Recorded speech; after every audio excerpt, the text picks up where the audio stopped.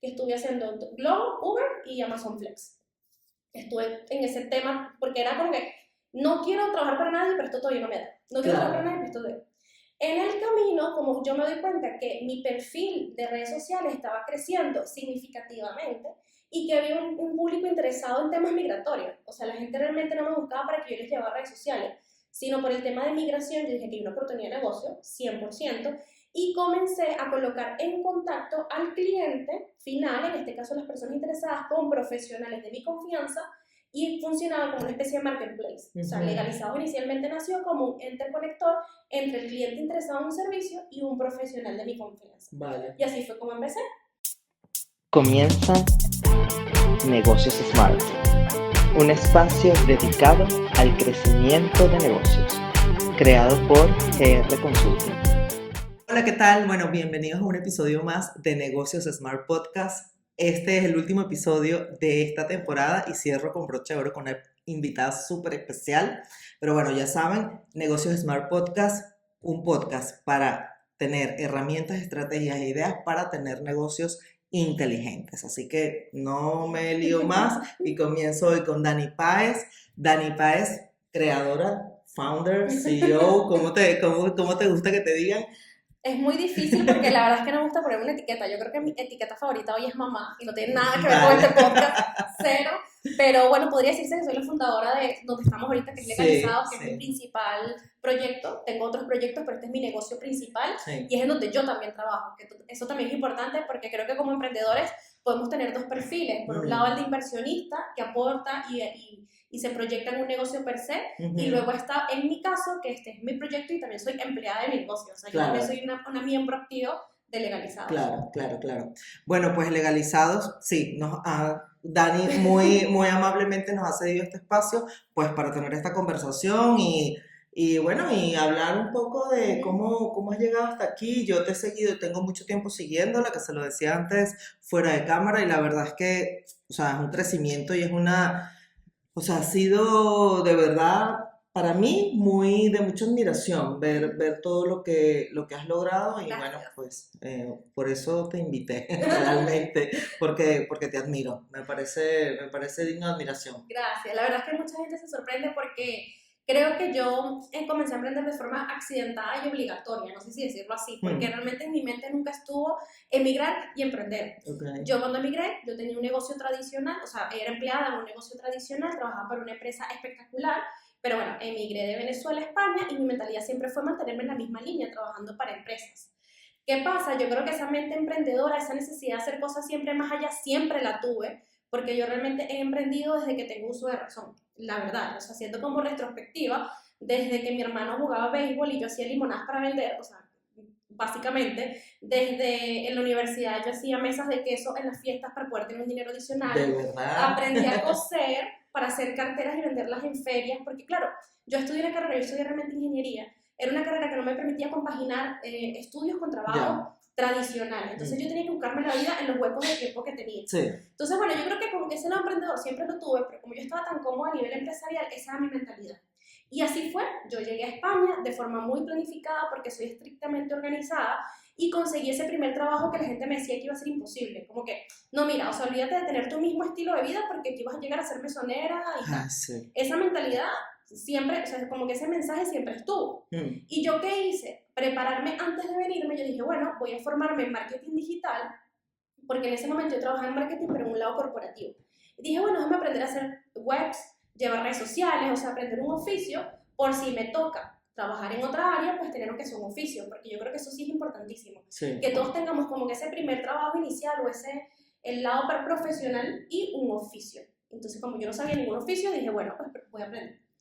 Cuando llego a España, mi primer trabajo, para mi sorpresa, era exactamente igual que tenía en Venezuela. O sea, de verdad. ¿Y trabajabas como ingeniero? Trabajaba como ingeniero, pero en la parte de proyectos de marketing. Ok. Porque sí, yo me gradué como ingeniero industrial, pero yo comencé a trabajar en una empresa muy grande como gestora de proyectos de marketing. Vale. No sabía nada de marketing, pero sí sabía hacer proyectos. Sí. Entonces realmente era como un project manager, como se conocen hoy en día. Sí. Bueno, así. Y aquí es exactamente lo mismo, en España. ¿Qué pasa? Que por primera vez en mi vida me enfrenté a algo que pensé que nunca me iba a pasar en la vida, que es que nos despiden.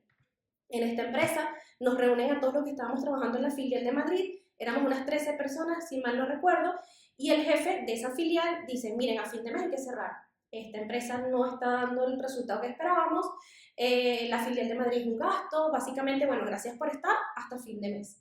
Yo en mi vida jamás me había enfrentado a esa realidad de que alguien te puede despedir, de que alguien puede condicionar tu futuro, y yo veía a las personas que estaban conmigo que tenían hipotecas, hijos, que tenían otra realidad económica distinta a la mía, y yo dije, yo cuando tenga 40 años no me quiero ver así, y no es por nada malo, no estoy en contra de la gente de 40, no me lo interpreten, pero yo en ese momento tenía 27, 28 años y no tenía deudas, hijos, nada, y yo podía básicamente, gracias, me voy, ya está, no pasa nada. Cuando me vi en ese espejo y dije, cuando yo esté en esa posición, no quiero estar igual, y me di cuenta que estamos en un país distinto al que yo venía acostumbrada y que aquí sí te pueden despedir. Yo dije, yo no me quiero ver en esa posición más nunca en mi vida. Bueno, y no solamente eso, no sé en tu caso cómo habrá sido, pero claro, cuando uno está primero sí, uno nunca piensa en su país que lo van a despedir, pero más allá de eso, pues está tu entorno, ¿no? O sea, si ya vives en tu casa, bueno, a las últimas te vas para casa de tu mamá, sí. O sea, siempre hay una red de apoyo distinta, o sea, yo... Sí. Yo no sé, a mí, yo he pasado por muchas facetas emocionales en la migración, pero hubo un día que yo dije, wow, si yo aquí me quedo sin recursos, yo puedo dormir en la calle. Sí. O sea, eso puede llegar a pasar. Puede llegar a pasar, sí. Y eso, o sea, para mí fue un choque emocional, pero durísimo. Para mí eso fue muy duro porque realmente ahí yo era, entre comillas, el sostén económico de mi casa, de aquí, que éramos mi pareja y yo. Mi pareja acaba de llegar y no tenía trabajo todavía, yo era como que ese salario principal. Sí. Y luego por otro lado está mi familia en Venezuela, que todavía mi mamá no se había venido, y por supuesto que cuando siempre sale como que alguien, siempre uno directa o indirectamente sostén del resto de la familia. Sí. Entonces yo decía, si yo me quedo sin trabajo y esto me lo van a hacer continuamente y voy a tener esa inestabilidad mental, yo no quería pasar por eso. Y luego por otro lado también es verdad que yo vengo de un entorno corporativo en donde, el de Venezuela, era un ambiente de trabajo muy distinto, no habían jefes, era una cultura empresarial muy distinta a la tradicional que yo viví aquí. Entonces, por otro lado, era un tema de que no me sentía encajada con la cultura empresarial tradicional de toda la vida de Dios, donde hay un jefe que tú dices, sí, no me sentía muy cómoda. Y la gente como con mucho miedo. Mucha frialdad, sí, como, no sé, no era ese ambiente tan bonito como, como el que yo tenía. Sí. Entonces, sumado a eso, más el tema de que en cualquier momento me podían despedir, yo dije, no, yo por esto no vuelvo a pasar más nunca. Y positivamente, como les comenté que había comenzado a estudiar marketing antes de venirme, yo comencé a practicar de compartir contenido en un blog personal que en aquel momento se llamaba Venezolanos en España, y dije, bueno, déjame practicar. ¿Tú eres Venezolanos en España? Sí, se llamaba antes Venezolanos en España. Yo lo seguía, pero no sabía que eras tú, fíjate. Sí, claro, porque yo no comencé a salir hasta que empezó el auge de la marca personal. Porque claro, yo vi esto en el 2000, yo decidí venirme en el 2015, y desde ese momento yo comencé a compartir contenido. Yo recuerdo que en ese momento, cuando tú buscas información, como no había tanta información como hoy, costaba. O sea, ¿qué es un padrón? ¿Qué es un TIE? Cosas tan básicas que hoy tú puedes conseguir en cualquier momento. En ese momento era imposible. Yo dije, yo tengo que compartir esto con la gente, porque cuando yo decidí venirme, muchos compañeros de aquella empresa les llamaba la atención. ¿Y qué estás haciendo? Y, ¿sabes? Querían saber más. Yo dije, mira, no quiero estar como que respondiendo a todo el mundo lo mismo, yo voy a publicar esto en un blog. Y el que quiera aprovecharlo, que lo aproveche. Y así fue. Entonces creé esta red social, fue en Instagram inicialmente, se llamaba Venezolanos en España, y ya eso existía. Entonces yo con eso practicaba. Yo trabajaba en mi empresa tradicional y yo no monetizaba eso de ninguna manera, simplemente practicaba. En aquel momento no existían ni los Reels, ni la marca personal. O sea, todo eran como imágenes hechas en Canva, súper sencillas. En estos días estaba viendo como el historial pero de mi cuenta personal de Instagram, y eran las foticos esas con los cuadritos así. Con el cuadrito perfecto 1080 por 1080, y si subes una foto era con un efecto antiguo. Sí, bueno, mi marido me decía, ¿esta foto por qué se ve antigua? Yo no, porque es que en esa época estaba como el sepia ¿no? El filtro. Qué risa. Claro, bueno, desde esa época yo tengo mi canal. Cuando ocurrió todo esto, yo recuerdo que fui a una feria unos días antes, o no recuerdo si fue un poco antes o un poco después de esta noticia, y me consigo a Fernando, que era el dueño de Antojos Araguaney, que el día de hoy es parte de Empresas Polar, que lo adquirió Polar. Y recuerdo que yo me presenté, hola, porque ya y yo habíamos hablado por Instagram, pero claro, la gente no sabía mi cara porque yo no había trabajado mi marca personal. Y él en ese momento me dice, qué bueno, un placer conocerte, ¿cómo estás? Mira, tú sabrás quién lleva redes sociales, porque tengo una amiga que justo me acaba de decir que no tiene que leer las redes sociales. Y yo le dije, yo misma soy. Claro. Esa fue mi primera oportunidad, y dije, yo misma soy. Entonces, esa fue como ese primer impulso de el cambio de la Daniela en la empresa tradicional al mundo emprendimiento, porque de ahí más nunca salí. O sea, yo pensé que iba a ser muy temporal y la verdad es que gracias a Dios, entre cosas positivas, negativas y tal, soy autónomo desde el 2017, eso fue en enero del 2017, y claro, mi esquema de negocio, mi mentalidad también, mi forma de trabajo, mi forma de hablar, todo ha ido cambiando porque yo creo que esto ha sido una gran escuela, y ha sido una escuela llevada como quien dice a los golpes, porque fue literalmente, bueno, yo misma soy y así fue. Sí. ¿Y cómo pasaste tú de ser creadora de contenido, siendo además ingeniera, a ser abogada de migración? Ok, son dos cosas distintas, porque abogado es quien estudia Derecho. Sí. Y luego, por otro lado, hay un perfil importante en España que es el gestor administrativo. Ah, ok. ¿Ves? Eso me parece importante. Sí, porque el abogado es el que estudia Derecho, que es su carrera de Derecho tradicional, y luego se puede especializar. Y luego aquí en España hay una figura que es el del gestor administrativo, que también tiene la potestad de realizar trámites ante organismos, en este caso extranjería, por otras personas. Okay. Entonces son dos cosas distintas. Que es más o menos lo mismo como el gestor que hace la parte de contabilidad. Es la misma figura, solamente que hay una especialidad distinta. Sí. Ok, vale, ves, yo eso no lo... Y eso se estudia en España y te tienes que colegiar y todo. Okay. Entonces, bueno, ¿cómo llegué aquí? Porque claro, te estoy hablando de marketing y ahorita estamos hablando de extranjería, cómo fue ese camino, ¿no? Básicamente, después de que le dije a esta persona, mira, yo soy la misma que llevo en las redes sociales, me fui para la ventanilla única del emprendedor aquí en Madrid, me di de alta como autónomo, porque eso sí me dijo, entrega factura, y yo dije, sí, obviamente no sabía nada, sí, claro que sí, me di de alta como autónomo, ahí fue mi primer trancazo con la fiscalidad en España, obviamente, porque recuerdo que yo le había dicho 200 euros con IVA y todo, no sabía cuánto era el IVA, no sabía nada, echándoles el cuento corto me quedan como 60 euros al mes, únicamente con ese cliente, pues eso no iba a vivir. Sí, claro, porque la cuota, yo me hice autónoma también en 2017 y eran 50 euros. Yo me hice en noviembre del 2017. Bueno, yo en enero, 50 la cuota que fue plana por un año o por dos, no recuerdo, más el IVA, más el IRPF, que en ese momento era 7% de retención, o sea, la larga me quedan como 60 euros al mes, o sea, horrible. Pero bueno, eso me dio experiencia y ese fue ese primer impacto.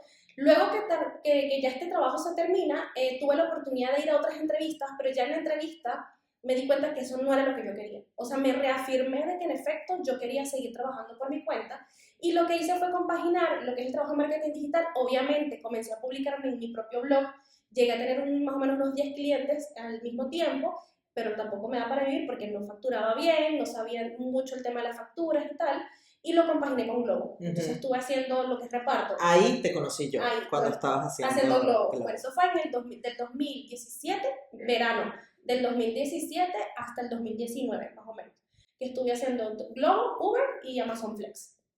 Estuve en ese tema porque era como que no quiero trabajar para nadie, pero esto todavía no me da. No quiero trabajar para nadie, pero esto todavía.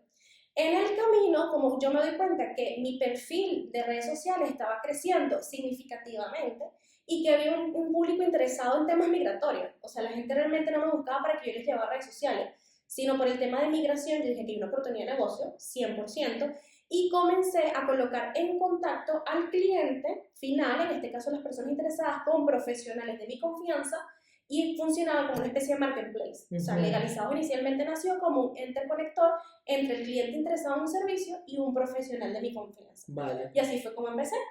Cuando me di cuenta que esto estaba teniendo movimiento, comencé a estudiar extranjería, pero no a nivel todavía de gestoría, sino a nivel de cursos monográficos, perdón. Que hay dos, uno que se llama Derecho de la Universidad básicamente se llama así, la Universidad del Derecho, y el otro que era, ahora no me acuerdo el nombre, pero empieza por EU, algo. Y estudié estas dos formaciones, pero todavía no me permitían a mí presentar, exactamente. Sí me permitían asesorar y comunicar, más no firmar por el cliente para hacer el trámite. Pero eso me permitió a mí también abrir un abanico infinito de contenidos, porque ya no me enfocaba en lo clásico, vivir en España, padrón, tía, sino que ya me empecé a meter con extranjería per se, porque ya conocía el tema del extranjero.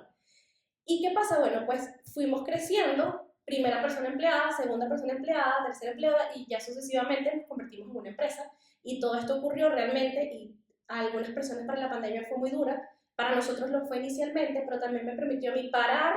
En ese momento que pasó con la pandemia, toda la gente que le llevaba redes sociales dejó de tener contacto conmigo porque no estaban abiertos los negocios, la mayoría en restaurantes. ¿Tú seguías haciendo las dos cosas? Seguía haciendo las dos cosas, claro, porque yo lo que hacía era, para yo poder vivir, yo tengo que seguir haciendo esto. Pero si meto una persona nueva en mi equipo, prefiero que ese equipo cobre.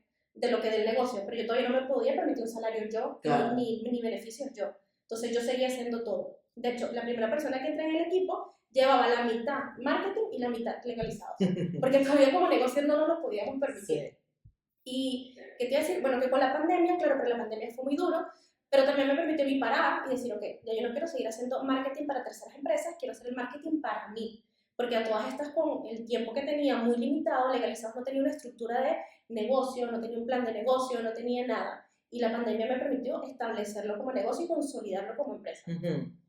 Y la verdad es que a nivel de contenido sí que, o sea, el cambio se notó. Sí, 100%, porque ya luego la pandemia coincidió con todo lo que es este tema de la marca personal, y ya ahí empezamos a salir más en videos, o sea, principalmente yo inicialmente, y ya dejamos de ser como que esa imagen estática en las redes sociales, sino ya generar contenido que conecta mucho más, que son contenidos de videos. Sí, y más divertidos, como más frescos. Sí, ya hoy en día ya otras personas están como teniendo ese modelo de comunicación.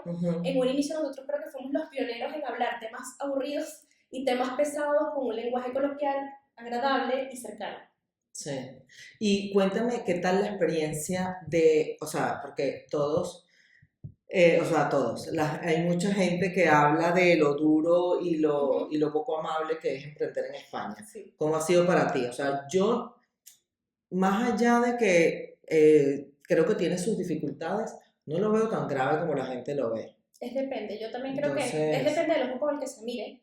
Desde que yo llegué a España, o sea, me acuerdo que llegando, mi mente nunca fue emprender, pero ya, por ejemplo, mi tío, que es español, y gente conocida, me decía, nunca te hagas autónomo, que eso es imposible, jamás, el autónomo es lo peor y tal, siempre ya está como ese run de que es lo peor que existe en la vida. A ver, fácil, como quien dice fácil no es, pero yo creo que siempre y cuando se haga de forma planificada, y también va a depender del negocio al que te vayas a dedicar y del apoyo que tú tengas en casa. Porque yo también creo que una gran parte importante de mi éxito es que yo siempre tuve el apoyo financiero de mi pareja, que ya cuando comencé a ser autónomo ya él ya estaba trabajando, muy distinta a la historia inicial, que él no estaba trabajando, y era como, mira, si tú te caes, yo puedo cubrir los gastos de la casa. Claro, eso me ha pasado también, a mí, por ejemplo. Eso claro, también. Eso es un privilegio. Porque no fue sino hasta el 2023 allí, más o menos, que pude yo tener un salario estándar que puede ser, que viene directamente de mi negocio. Pero hasta ese momento no podía, entonces tenía que alternar lo que yo hacía con Glovo y Delivery. Porque tal, o sea, era como saco de un ingreso para meterle en otro para poder cubrir. Pero en la pareja, el apoyo de la pareja es importante para eso también. Sí. Siempre y cuando estemos en pareja, pero puede ser tu mamá, o sea, el apoyo de tu círculo cercano. Sí, porque yo sé que hay personas que logran tener un trabajo y generar y construir un emprendimiento, pero yo no sé cómo lo hacen. A mí me parece muy difícil. O sea, un trabajo, formal, de 9 a 5, oye, me parece, wow. Sí, es que depende del negocio también. Porque yo he estado en esa faceta también y no lo logré. En ese momento no lo logré. Bueno, yo entre todas las cosas que tuve que hacer para seguir siendo autónomo, una de esas fue, ya llegó un momento en el que antes de ser Glovo, antes de tomar la decisión de ser delivery, porque yo no manejaba moto ni nada de esto, y ya luego esa es otra historia, dije, bueno, vamos a buscar trabajo por lo menos medio tiempo, y estuve trabajando en un gimnasio 3 meses de medio tiempo como recepcionista. De esa manera, sí era un poco más sencillo porque tenía turnos como una semana era por la mañana, si no me equivoco, y rotativos. Por una semana era por la mañana y luego por la tarde. Lo que hacía era que en la otra mitad del tiempo emprendía, o sea, me dedicaba a mi emprendimiento. Sí, esa forma es más llevadera. Era más sencillo, pero haciendo ese mismo trabajo, tiempo completo y llevando clientes, yo creo que hubiese sido muy complejo. Sí. Pero es que también yo creo que depende del negocio. En mi caso, yo es que tenía unos horarios porque estaba llevando redes sociales, eran 10 empresas, eran 10 clientes a la vez, entonces era como atender la necesidad del cliente de, mira, es que mañana tenemos un menú especial. Recuerdo que tenía un cliente que tenía todos los días un menú distinto y tenía que hacerle el diseño del story con el menú distinto. Entonces, ese era un trabajo que yo creo que llevándolo con un horario tradicional no hubiese sido fácil. Claro, o por lo menos, bueno, no sé en tu caso, pero ir a reunirte con clientes. O sea, yo tengo clientes que, oye, hay que ir a reunirse. O sea, si que vas a hablar de su planificación financiera, de cómo va a estar la gestión, no sé qué, eso... Por lo menos una vez al mes, en mi caso, yo me acuerdo que por lo menos una vez al mes tenía que reunirme y incluso era como importante para ambas, pues porque en mi caso, como era la mayoría de restaurantes, iba a tomar fotos y hacer contenido, y a su vez el feedback de qué te pareció el mes pasado, qué vamos a hacer este mes, qué campañas hay. Claro. Y eso que en esa época no se medían tanto las métricas como ahora entonces medir las métricas, compartir, mira, esto está funcionando. Es súper complicado. Claro. Y hay más redes sociales, en aquel momento era Instagram, y Twitter, Facebook. Twitter en algunas y Facebook, pero lo que hacíamos era duplicar Instagram de Facebook, era complicado. Sí. Oye, y por ejemplo, yo esto siempre lo pregunto porque me parece importante. ¿Cómo, o sea, para empezar a captar clientes, cómo fue ese proceso? ¿De cuál? ¿De la agencia de marketing o de legalizados? De legalizados. El de legalizados fue básicamente que hiciste una estrategia, ¿cómo fue la cosa? Con el de legalizados no hubo estrategia. Con el de legalizados fue comenzar a hablarlo yo desde Daniela, desde mi blog personal. Este es el servicio que tengo. Clientes que comenzaron a confiar en mí por mi marca personal. Sí. Personas que estuvieron contentas con el servicio y que empezaron a recomendarnos. Eso fue más o menos desde el mediados del 2017 hasta la pandemia, 2020. Porque a partir de la pandemia es que Legalizado empezó a tener una marca y empecé ya a comunicar desde Legalizado. Le creamos el blog, todos los perfiles en redes sociales, todo lo que es la campaña de email marketing. Todo eso comenzó a funcionar fue a mediados de la pandemia. Antes de eso era básicamente clientes satisfechos que nos recomendaban y yo misma en mi blog de venezolanos en España, que todavía se llamaba así en aquel momento. Ok. Y ahora pues te entra la gente, me imagino, ¿no? O sea, ahora tenemos una posición súper valiosa, que es que ya tenemos mucho tiempo en el mercado y mucha gente ya es referida. Sí. O sea, realmente yo creo que una tasa muy importante de nuestros clientes, y es verdad que tenemos hoy en día mucha más exposición a las redes sociales, no es mentira para nadie que hay también mucha más competencia. Entonces, realmente muchas de las personas que nos contratan hoy o son personas que ya fueron clientes en algún momento o personas que los recomiendan clientes. Entonces, eso también es positivo porque no es una marca que tiene un año de recorrido. Al tener tantos años de recorrido, hace que la gente confíe. Claro. Entonces, yo creo que el cliente más valioso que tenemos es el cliente que es referido, porque si es referido es porque lo hicimos bien. Claro, totalmente. Entonces, sin duda, esa es una de las formas. Y luego, por supuesto, que todos los días generamos contenido para poderle llegar a otras personas. Sí. O sea, hay como un 50-50, referidos y antiguos clientes y personas que nos ven, conectan con nosotros por nuestra forma de hablar, por la forma en cómo decimos las cosas, por la frecuencia de contenido, qué sé yo, y la gente que ya nos confía y vuelve. Sí. Y por ejemplo, o sea, si tuvieras que o sea, si alguien te pidiera una recomendación de, oye, quiero montar un negocio y qué estrategia puedo seguir para eso, como para sobre todo este tipo de negocios de servicio, que a mí me parece que es más complicado conseguir clientes. Sí. Porque la confianza es primordial, o sea, no hay como tanta espontaneidad, ¿no? De parte del cliente, que no es lo mismo un bar que tú dices, bueno, voy caminando y lo vi por casualidad, porque, ajá. ¿Qué puedes recomendar tú como para establecer una estrategia de captación de clientes? Yo trabajaría en una marca personal. O sea, yo al día de hoy, 2025, la persona que sea el líder del proyecto o la cara del proyecto, que trabaje también su marca personal. Yo creo que hay dos alternativas en función del negocio y del tiempo que también que tenga la persona, porque crear contenido no son 5 minutos, hay que meterlo en el calendario de trabajo como si fuese una actividad más y tiene su tiempo. Pero yo sí creo que mientras más conectemos con la persona que está detrás, es mucho más sencillo convertir. Y también yo creo que ya estamos cansados de ver un contenido estándar en donde no se ve la persona atrás. Ya nos está gustando más a todos el ver la realidad de la persona. Entonces, ¿por qué por ejemplo, este chef súper famoso, David, se hizo tan famoso? Porque la gente, más que su talento, la gente conecta con él.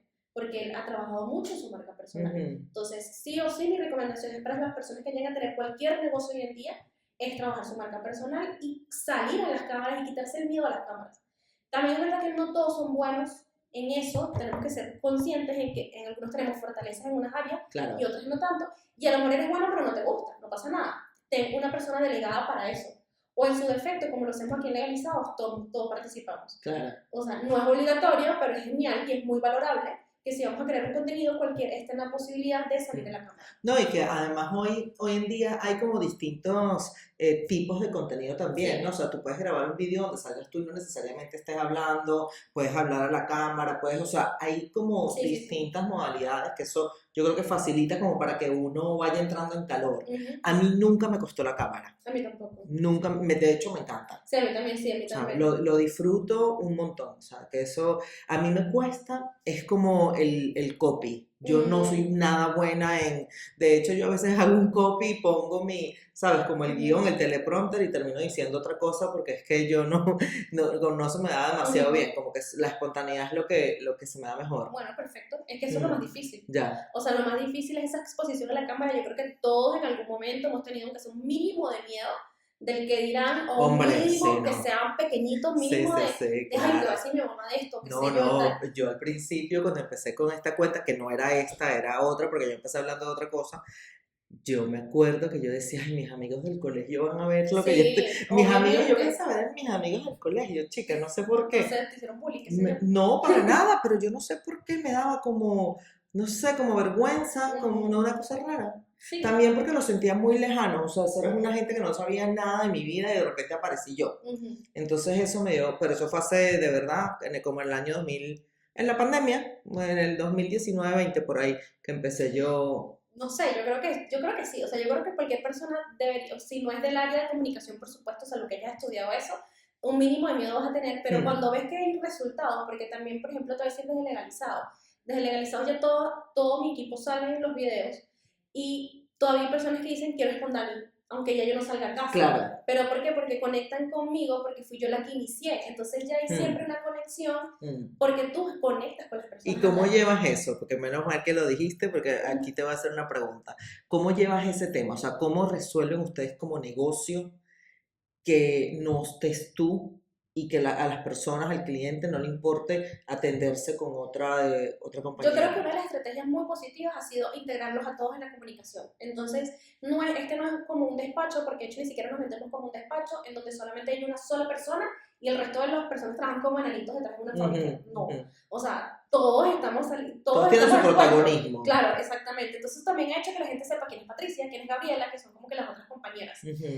Una forma de comunicarlo es, mira, esta es la agenda. O sea, yo, por ejemplo, yo sí paso asesorías, pero muy limitadas, por lo que te decía. Yo tengo un horario ahorita mucho más reducido de trabajo porque tengo una hija. Entonces yo trabajo realmente de 10 a 4 en legalizados activamente. Hay otras horas que la gente no sabe, que es las horas del emprendedor, que es de madrugada y de noche, pero activamente cara al cliente es de 10 a 4.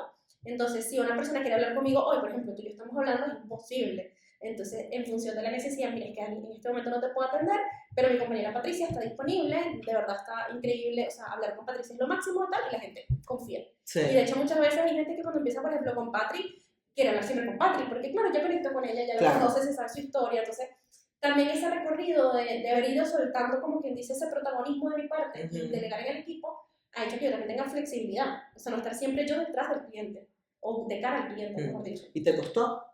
No. ¿Fue fluido? No me costó, más bien me gustó, y me gusta, de hecho, si por mí tuviese 5 Danielas más, o sea, para mí sería mucho, incluso, porque yo creo que soy mucho más productiva creando. O sea, porque yo tengo como que esa habilidad, yo puedo pensar y planificar y ejecutar. Cuando estoy ejecutando, que en la ejecución puede estar un trabajo administrativo, o un trabajo de marketing, o un trabajo con un cliente, creo que ahí como que se me apaga un poco la luz, porque estoy como en trabajos más repetitivos. Totalmente. Entonces yo creo que ya cuando estoy en esa, a veces me pasa, estoy en un ciclo de todo el tiempo de ejecutar, mi parte creativa, pensativa y planificadora como que se me apaga. Entonces ahí es donde realmente brillo más. Entonces, mientras más personas me ayuden a la parte de ejecución, yo más tengo tiempo de pensar, porque yo sí soy esa persona aquí en el equipo que soy como esa visionaria, ¿sabes? Como, yo siempre digo, ¿qué les parece si hacemos un teléfono virtual? ¿Sabes? Si estoy como siempre en esa parte de planificar, proyectar. Sí. Bueno, es que yo creo que al final, o sea, los que creamos los negocios, esa es como termina siendo la función principal. Claro. ¿No? Sí. La de realmente ver cómo lo expandes, ¿no? Ver cómo se desarrolla. Dani, ¿y qué desafíos tienes ahora? O sea, ¿qué desafíos tienes legalizados ahora mismo? Legalizados per se, la organización interna, y no es porque seamos desorganizados, sino porque estamos tratando de, nosotros siempre nos hemos caracterizado por ser muy digital. De hecho, legalizados los primeros 3-4 años fue 100% digital, precisamente porque no era como ese concepto de empresa que tenemos hoy en día, y no teníamos una oficina física, era todo online. Entonces, todo se empezó a hacer con una metodología, y esa metodología de trabajo, te digo, herramientas, flujo de trabajo, comunicación y tal, lo hicimos de una manera hasta el año pasado. Este año estamos implementando nuevas herramientas, también un poco el tema de inteligencia artificial, Y lo que está pasando ahorita es que estamos migrando metodologías antiguas a metodologías nuevas. Entonces eso hace que indirectamente se desorganice un poco la dinámica del trabajo, porque venimos acostumbrados a trabajar, no sé, primero con un Excel, que es real. O sea, a lo mejor teníamos un control de clientes con Excel y ahora estamos trabajando ya con un ERP, entonces es como un poco complicado. Entonces creo que uno de los retos principales de negocio hoy es mantener esa organización interna, migrando lo que estaba antes a lo que queremos hacer nuevo. Y luego, por otro lado, de mi parte, para mí siempre ha sido un poco difícil el delegar. O sea, yo como líder, a mí me cuesta muchísimo delegar. Me cuesta demasiado, y no es que no confíe en mi equipo, confío demasiado. ¿Qué es lo que más te cuesta?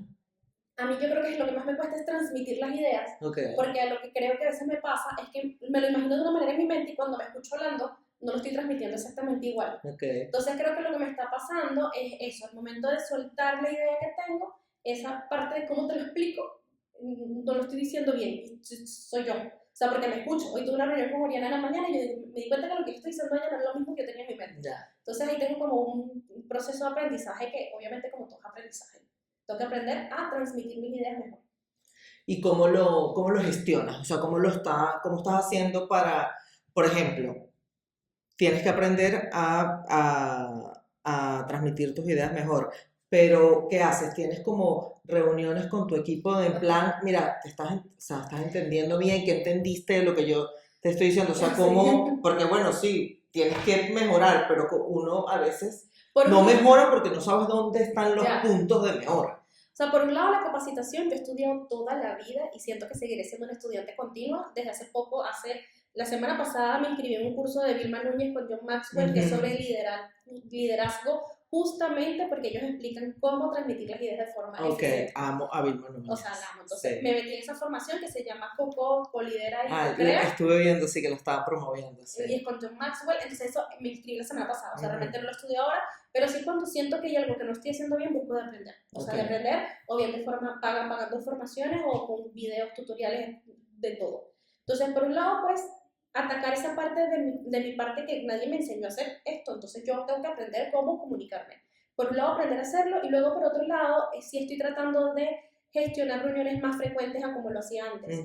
Yo soy anti-reunión, no me gusta para nada las reuniones, salvo que sean muy puntuales. ¿Por qué? Porque a veces las reuniones también se prestan para divagar, perder tiempo. Yo soy la principal promotora que hablo mucho. Entonces me siento con mi equipo, ¿cómo está tu mamá? Y yo soy esa persona. Para evitar eso, entonces trato de poner reuniones, salvo que sea estrictamente necesario, de seguimiento. Pero mira, por ejemplo, ahora yo estoy certificada en metodologías ágiles de proyecto, y en las metodologías ágiles de proyecto hay una metodología, o sea, hay una parte de la metodología que es hacer lo que se llama el daily, que es una reunión diaria, fíjate lo que te digo, diaria. De 15 minutos. Pero es sota, caballo y rey. O sea, es porque todos los días se supone que tienes cuando se van construyendo el diagrama de los objetivos, se supone que tienes unas funciones y unos resultados, pero así, porque de eso van las metodologías ágiles, de picar el objetivo en lo más chiquitico posible para ir avanzando. Entonces todos los días se fijan metas, objetivos y se miden resultados. Esos 15 minutos son para, se cumplió, ¿por qué no? Ahora, ¿qué hacemos? O sea, es así. No hay como cabida al café, ¿qué pasó? Tu mamá, tu tía, me duele la barriga, no. Sí, soy yo. Sí, no, pero te voy a decir una cosa también. Hay un tema venezolano con eso. O sea, nos cuesta ir al grano, nos cuesta concretar muchísimo. Mira, mi marido es dominicano, pero además es ingeniero de sistemas y él trabaja con metodologías ágiles también. Es como una gente súper cuadriculada, y él se desespera porque empieza, pero ¿por qué tanto contexto? Y yo le digo, pero es que el contexto es importante. Sí. Pero y romper el hielo, claro, no. ¿Cómo estás? Este fin de semana, me calentó el café, y ahí eso hizo una hora. Claro, entonces esto lo que te ayuda es que eres más ágil. Vas 15 minutos y son 3 preguntas. O sea, lo que hicimos ayer, ¿se cumplió? Sí, no. ¿Por qué no? ¿Y ahora qué vamos a hacer? Punto. Y next. Está bueno, está muy bueno. Y ya te digo, es una reunión diaria, se llama el daily. Son todos los días 15 minutos. Es verdad que, bueno, por ejemplo, mi marido que ha trabajado en equipos ingleses, españoles, no sé qué, bueno, Las españolas igual duran 25 minutos y los ingleses o alemanes duran 15. 5, 10. Sí, exacto. Pero bueno, por lo Hay un menos tema muy trabajas. importante ahí, sí. Sí, pero ¿sabes lo que me gusta? Que aunque no cumplas los 15 minutos exactos, trabajas sobre un marco. Ya tienes como en la cabeza, bueno, es que tienen que ser 15 minutos. Hay como un objetivo concreto. Si no es, dale para allá, ¿me entiendes? Claro. Entonces, me parece una idea que te puede servir. Sí, por otro lado, lo que me está sirviendo es a lo que hablamos, luego lo mando por escrito. Eso también. Eso el ayuda. escribir me ayuda a reforzar también de qué fue lo que hablamos, cuáles fueron las fechas que Claro. pusimos y el compromiso pues, de cada parte. Claro, eso está bueno. Dani, y ya para terminar, yo siempre termino con la misma pregunta y es, ¿qué errores en todo este proyecto? O sea, porque tienes ya, ¿qué? Como 8 años, ¿no? 2017, sí. 7 años. 7 años, sí.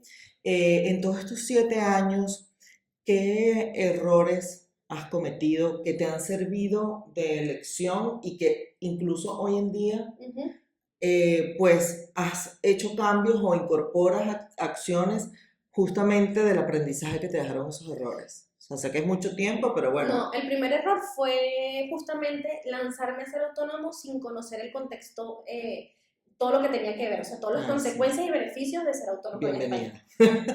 Fue así como que, mira, te hace factura y yo sí. Si yo me hubiese informado un poquito más, hubiese podido dilatar un poquito más eso y trabajar un par de meses en tener más clientes que me permitieran ahí sí darme de alta como autónomo y no hacerlo de golpe como lo hice. Claro. Porque también hay un tema fiscal que es que si no llegas hasta cierto monto, tú puedes emitir facturas sin ser autónomo. Claro. Y eso era lo que me hubiese quizás resultado a mí los primeros 6 meses. Claro. Y no fue así. Entonces, por desconocimiento, sinceramente, como quien dice, me comí el marrón de las primeras declaraciones que siempre fueron negativas, y en consecuencia tuve que hacer cosas alternas como hacer Globo, Delivery, trabajar en un gimnasio, o sea, porque no me daban las cuentas. Claro.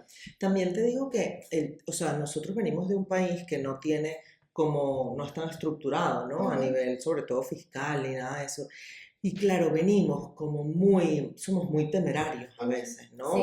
Tomamos decisiones un poco así, de aquella manera, y porque no estamos acostumbrados a enfrentarnos a un sistema que funcione y que es penalizador e inclemente, indolente por completo, ¿me entiendes? Entonces, eso yo cuando conozco personas aquí que no quiero montar, porque bueno, yo he montado varios negocios, hay algunos que me han salido bien, otros que no tanto, y creo que los que no me han salido bien ha sido un poco por esa parte, ¿no? Porque hay cosas del sistema, del contexto, y ya no te hablo nada más de fiscalidad, o sea, te hablo igual de comportamiento de mercado, de idiosincrasia del público, que si no te adentras a entenderlo, es complicado. Sí, por ejemplo, sí, y todo el tema que tiene que ver con empleados también, o sea, porque si además te quieres meter a emprender de una y no conoces todo lo que te va a costar un empleado y todas las consecuencias que tiene, porque eso también es otro tema importante. Y por ejemplo eso,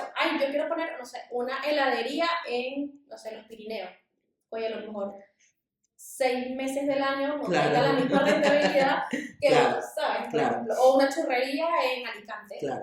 O sea, a lo mejor te funciona unos meses al año y los otros no. Entonces, en efecto, yo creo que uno de los principales errores de mi parte fue lanzarme al agua sin investigar antes. Sí, sin entender el contexto, ¿no? Yo creo que si no hubiese sido así, no hubiese pasado, pero sí, para mí fue un error, en el sentido de que realmente fueron muchos meses, diría que 2 años, completamente segura de pérdida, pero siempre aposté a mi idea y a mi visión de no trabajarle a nadie más. Ese fue el primero. El segundo va un poco ligado, que es justamente no tener una estructura financiera para contingencias. Entonces, en la pandemia, ¿se acuerdan que le dije mi primera empleada? Y mi única empleada en ese momento la tuve que despedir en pandemia porque no teníamos cómo hacer frente financieramente a ese salario. Y cuando yo teníamos, ya estábamos mi hermano y yo y esta chica, que hoy está con nosotros otra vez.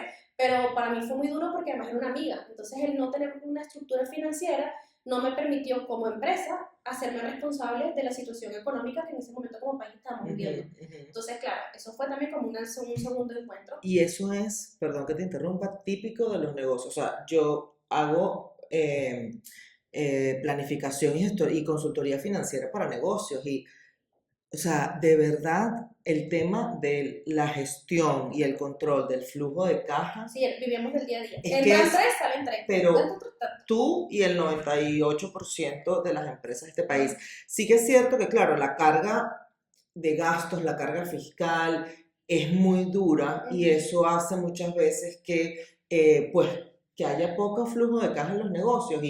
Pero también es cierto que la gente le mete muy poco el ojo a tener una buena gestión de costos, tener una buena gestión de personal, contingencia, o sea, todo. Imprevistos, qué sé yo, sí. A partir de ese momento, yo en ese momento me leí un libro que se llama La ganancia es lo primero, se llama The Profit First, y aunque está pensado más para una finanza personal, eso lo llevamos un poco al negocio.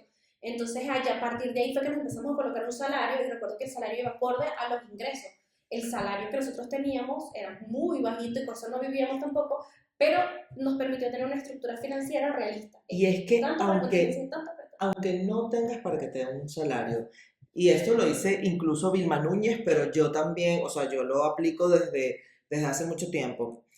Mira, si tu negocio no te puede dar un salario, porque bueno, estás empezando, no pasa nada. Dentro de tu estructura de negocio, lo pones a deuda. Tú lo tienes que poner y es una deuda. Es una deuda que el negocio te debe a ti. Te lo pagará o no te lo pagará, pero resulta que ya tú tienes una estructura de costos y gastos de tu negocio realista. Y ya tú sabes que el día que el negocio gane esa plata, pues tú cobras primero. Porque el primero que debería cobrar realmente es uno. Págate tú primero, de hecho, lo dice el mismo Profit. Claro, y a veces lo hacemos al revés. Sí, totalmente, claro. A veces lo hacemos al revés. Sí, 100%. Entonces, bueno, mi primer error básicamente fue el lanzarme al agua sin investigar más y entender un poco en dónde me estaba metiendo. El segundo es no tener una estructura financiera que me pudiera a mí permitir esas contingencias como la pandemia, y tuvimos que despedir a esta chica y luego obviamente volvió a trabajar con nosotros. Y el tercero, que justamente te lo estaba hablando antes de comenzar a grabar, que es a nivel de estrategia de contenidos. Nosotros, por ejemplo, hacemos un contenido pensado para una única red social y lo que hacemos es como que replicarlo en otras las redes sociales, y eso es algo que tenemos que empezar a cambiar, porque es lo que te estamos diciendo, no es lo mismo el cliente de TikTok o el usuario de TikTok al de YouTube al de Instagram. Entonces, ¿es un trabajo? Sí, porque la verdad es que da trabajo. Sí. O sea, porque si nosotros lo que hacemos es lo que tú dices, espejo en todas las redes sociales, un trabajo, no me quiero ni imaginar la carga de trabajo que nos va a venir este año cuando comencemos a crear un contenido para cada red social. Pero es importante porque no es el mismo público, no es el mismo contenido, no es el mismo formato. En YouTube se ve horizontal. A mí esto me genera un estrés. Es un estrés, pero es un aprendizaje. Sí, sí, totalmente. A nosotros nos ha servido hasta cierto punto, y llegó un momento en que, ya, vamos a parar y vamos a crear contenido adecuado a la red social a la que estemos hablando. Sí, yo tengo que empezar a hacer eso también. Pero yo creo que, por lo que he escuchado por ahí, porque yo tampoco soy la más entendida, o sea, tú puedes hacer como, digamos, sobre el mismo tema, pero desde distintos ángulos. Y claro, lo que realmente cambia los formatos es como nada, no solamente el formato a nivel de edición, sino como la rapidez. De repente el Instagram te da más chance de tal, el TikTok es rapidito, el otro el también es como, sí, o sea, entonces yo creo que puedes hablar incluso del mismo tema con distintos ángulos, pero planteado crear 3 videos. Sí, no, ni me lo digas, ni me lo digas. Nosotros no lo hemos hecho. No, yo tampoco. Entonces, como empresa, ¿lo tenemos que hacer? Sí. Yo agarro Metricool y hago tic, tic, tic, los 3 y adiós. Pero no está bien, amiga. No, ya sé, pero bueno, no, eso todavía, o sea, sé que lo tengo que hacer, es como el pendiente, pero yo creo que para final de año todavía no sé si puedo. O de repente meterme con uno. Yo es que tengo una ventaja, que es que tengo a un equipo ya. Claro, eso también sí. Hace 2-3 años hubiese sido inviable. Eso hace la diferencia. Sí. Pero bueno Dani, yo te agradezco demasiado, de verdad, que hayas venido invitada, porque ya te lo he dicho fuera de cámara, pero es la verdad, o sea, te sigo desde hace mucho tiempo, me parece súper chévere todo lo que haces, o sea, me encanta. Y bueno, la verdad es que lo que yo más quiero, además, con este podcast es transmitir pues esas historias, ¿no? De personas que sí, que han podido salir adelante, que han podido pues hacer crecer sus negocios, que sí se puede, y que bueno, no... Y que el camino no es lineal, ni claro, de un día para otro. Exactamente, que no es de un día para otro. De hecho, me impresiona eso, que tengas 8 años, o sea, que fuerte, o sea, ¿cuánto tiempo?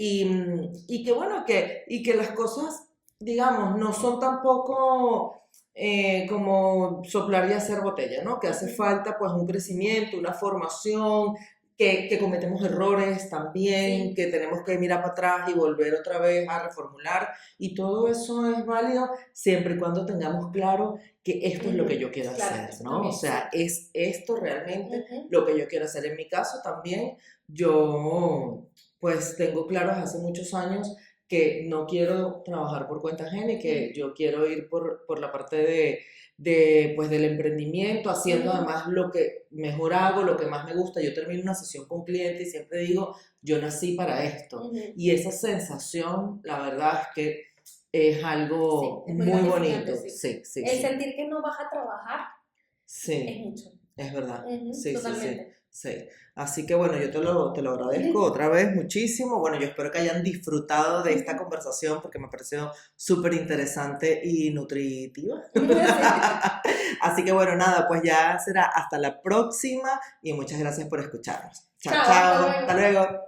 Negocios Smart, un espacio dedicado al crecimiento de negocios, creado por GR Consulting.